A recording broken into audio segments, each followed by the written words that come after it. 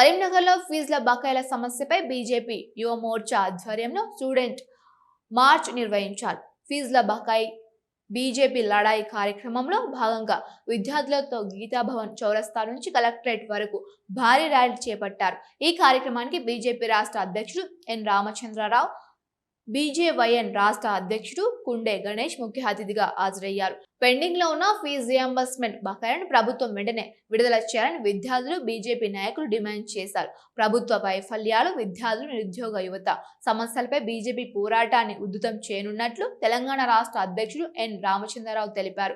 విద్యార్థుల సమస్యలపై రాష్ట్ర వ్యాప్తంగా ర్యాలీలు నిర్వహించి దాదాపు 5 లక్షల సంతకాలు సేకరించామని, త్వరలో వాటిని ప్రభుత్వానికి అందజేస్తామని అన్నారు.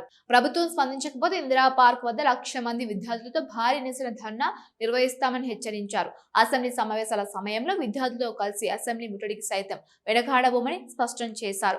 నిరుద్యోగం, ఉపాధ్యాయులు, పెన్షనర్ల సమస్యలు పరిష్కరించడంతో పాటు ఇచ్చిన హామీలను ప్రభుత్వం అమలు చేయాలని డిమాండ్ చేశారు.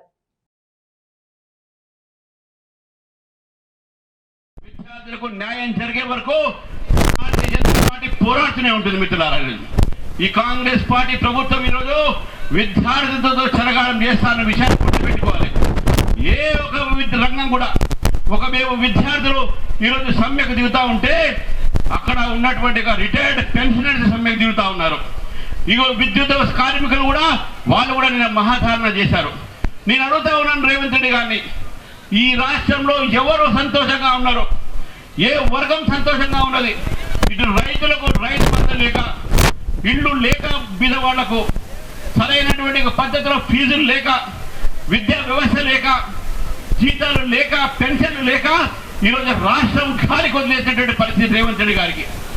గాలి కొట్టుకోపోతున్నటువంటి ఇదే వీళ్ళు నిన్న మాట్లాడుతూ ఉన్నారు కాంగ్రెస్ పార్టీ యొక్క మీటింగ్ లో.